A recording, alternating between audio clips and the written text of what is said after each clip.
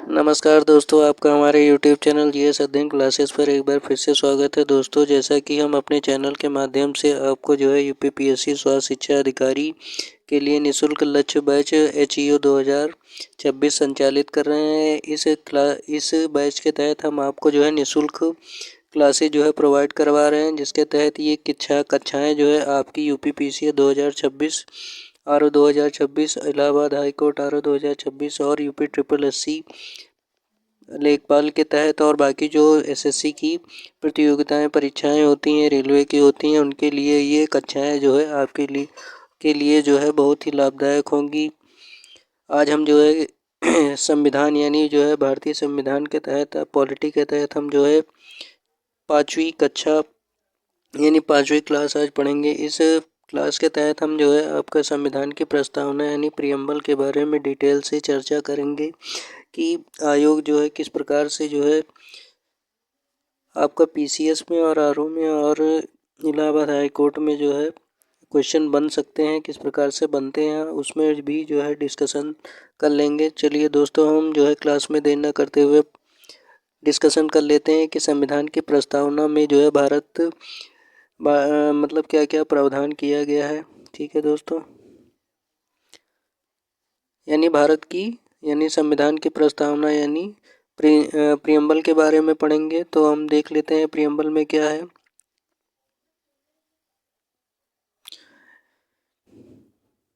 अब इसमें क्या लिखा हुआ, प्रस्तावना यानी प्रियम्बल प्रस्तावना संविधान के परिचय को कहते हैं। यानी प्रस्तावना प्रियम्बल क्या है, संविधान के परिचय को जो इंट्रोड्यूस करा था उसे कहते हैं। यह संविधान का आमुख होता है, यानी संविधान का पूरा निचोड़ आपका जो है उद्देशिका यानी प्रस्तावना में ही मिलता है। ठीक है, तो इसमें क्या लिखा हुआ, प्रस्तावना संविधान के परिचय को कहते हैं। यह संविधान का आमुख होता है। इसमें क्या लिखा हुआ, NA पालकीवाला ने प्रस्तावना को संविधान का परिचय पत्र कहा। यानी अगर क्वेश्चन पूछ लेता है कि किसने संविधान का परिचय पत्र किसने कहा प्रस्तावना को, तो आप आंसर क्या करेंगे, NA पालकीवाल ने जो है प्रस्तावना को संविधान का परिचय पत्र कहा। इसी प्रकार से जो है 13 दिसंबर सन 1946 को नेहरू द्वारा यानी पंडित जवाहरलाल नेहरू द्वारा पेश किए गए उद्देश्य प्रस्ताव को ही संविधान की प्रस्तावना के रूप में शामिल कर लिया गया। यानी अगर कोई पूछ लेता है कि उद्देश्य प्रस्ताव किसे कहा जाता है, तो आपका यहाँ से क्वेश्चन बन सकता है कि इस उद्देश्य प्रस्ताव जो है प्रधानमंत्री आपका नेहरू के द्वारा 13 दिसंबर 1946 को जो उद्देश्य प्रस्ताव पारित किया गया था उसे ही उद्देशिका यानी संविधान की प्रस्तावना का नाम दिया जाता है। अब हम देख लेते हैं कि संविधान की प्रस्तावना में क्या क्या लिखा हुआ है। ठीक है दोस्तों, देख लेते हैं इसमें क्या लिखा हुआ है।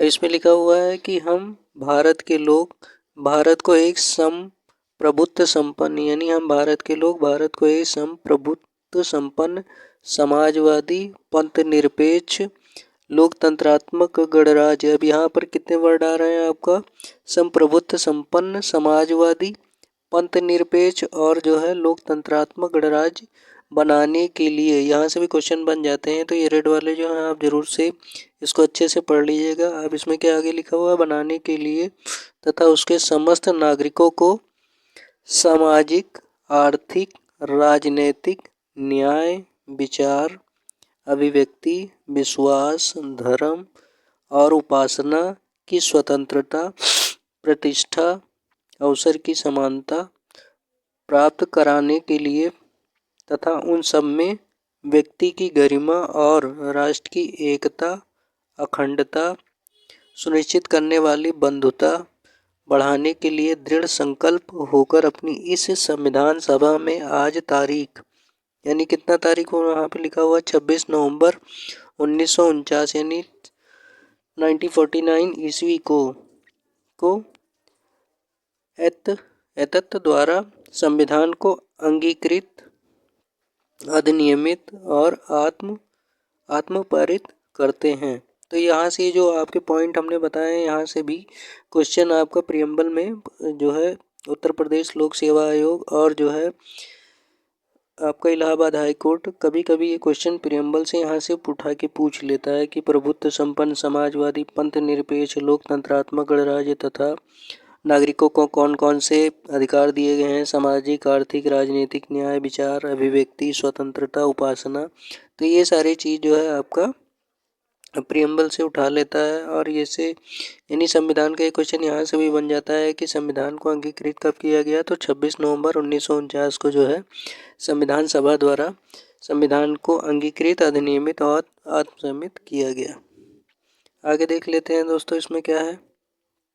तो आगे इसमें क्या लिखा हुआ है कि भारतीय संविधान की प्रस्तावना को संविधान की आत्मा कहा जाता है। यहाँ क्वेश्चन पूछ लेगा कि संविधान की आत्मा किसे कहा जाता है, तो आप लिखेंगे आंसर करेंगे आपकी संविधान की प्रस्तावना को संविधान की आत्मा कहा जाता है। ठीक है, अब प्रस्तावना से संबंधित कई संशोधन हो चुके हैं जिसमें हम देख लेते हैं कौन से वाद होते हैं। यहाँ से भी क्वेश्चन बन जाता है बेरूबारीवाद यानी 1960 में सर्वोच्च न्यायालय ने यानी सुप्रीम कोर्ट ने प्रस्तावना यानी प्रियम्बल को संविधान का अंग नहीं माना था। यानी बेरूबारीवाद में क्या दिया था सर्वोच्च न्यायालय ने डिसीजन की प्रस्तावना को संविधान का अंग उसने नहीं माना। फिर उसके बाद में दूसरा वाद यहाँ से भी क्वेश्चन बन जाता है केशवानंद भारती बनाम केरल राज्यवाद यानी केशवानंद भारती बनाम केरल राज्य से भी क्वेश्चन बन जाता है। 1973 में इसका डिसीजन आया था। सर्वोच्च न्यायालय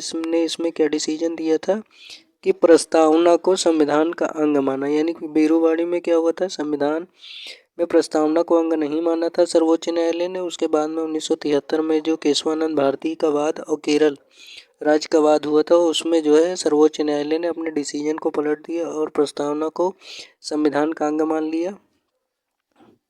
इसके बाद आगे देख लेते हैं क्या है इसमें। तो आगे इसमें क्या है आपका इसमें दिया हुआ है कि संसद प्रस्तावना में अनुच्छेद यानी आर्टिकल 368 अनुच्छेद 368 के तहत संशोधन कर सकती है। यानी यहाँ से भी क्वेश्चन बन सकता है कि संसद प्रस्तावना में किस अनुच्छेद के द्वारा संशोधन कर सकती है, तो आप आंसर करेंगे कि प्रस्तावना में भारतीय संसद जो है अनुच्छेद 368 के द्वारा संशोधन कर सकती है। हालांकि इसमें निहित ढांचे में नकारात्मक संशोधन नहीं कर सकती। यानी जो भी संशोधन होगा वो पॉजिटिव होगा, कोई नकारात्मक संशोधन जो है संविधान की प्रस्तावना में संसद नहीं कर सकती। इसमें ये भी लिखा हुआ है कि स्पष्ट संसद वैसा परिवर्तन कर सकती है जिससे मूल ढांचे का विस्तार और मजबूतीकरण होता हो। यानी संसद कोई भी ऐसा संशोधन नहीं करेगी जिससे संविधान की प्रस्तावना में छेड़छाड़ हो या उसका कोई नकारात्मक प्रभाव पड़े। तो अगर कोई भी संशोधन करती है तो वो सकारात्मक ही होगा और अनुच्छेद 368 के तहत कर सकती है। फिर इसमें आगे देख लेते हैं क्या है कि अब तक प्रस्तावना को मात्र एक बार यानी क्वेश्चन अगर पूछ ले कि प्रस्तावना में अभी तक कितनी बार संशोधन हुआ है, तो आप लिखेंगे कि अब तक प्रस्तावना में मात्र एक बार यानी 1976 में 42वें संविधान संशोधन द्वारा उसमें संशोधन किया गया है। तो यहाँ से भी क्वेश्चन जो है उत्तर प्रदेश लोक सेवा आयोग और आपका समीक्षा अधिकारी HU एग्जाम में ये कि यहाँ से भी क्वेश्चन प्रियम्बल में से पूछ सकता है। ठीक है दोस्तों, तो इस प्रकार से दोस्तों आज हमने जो है भारतीय संविधान की प्रस्तावना पर विस्तार से चर्चा की कि किस प्रकार से जो है प्रस्तावना से क्वेश्चन आयोग पूछ लेता है। तो दोस्तों अगर आपको हमारी ये निःशुल्क कक्षाएँ GS अध्ययन क्लासेस की पसंद आ रही है तो इस चैनल को ज़रूर से ज़रूर अपने दोस्तों तक शेयर करिए, सब्सक्राइब करिए और लाइक करिए। और कोई भी कमी हो तो आप जो है कमेंट के माध्यम से बताइए। धन्यवाद दोस्तों।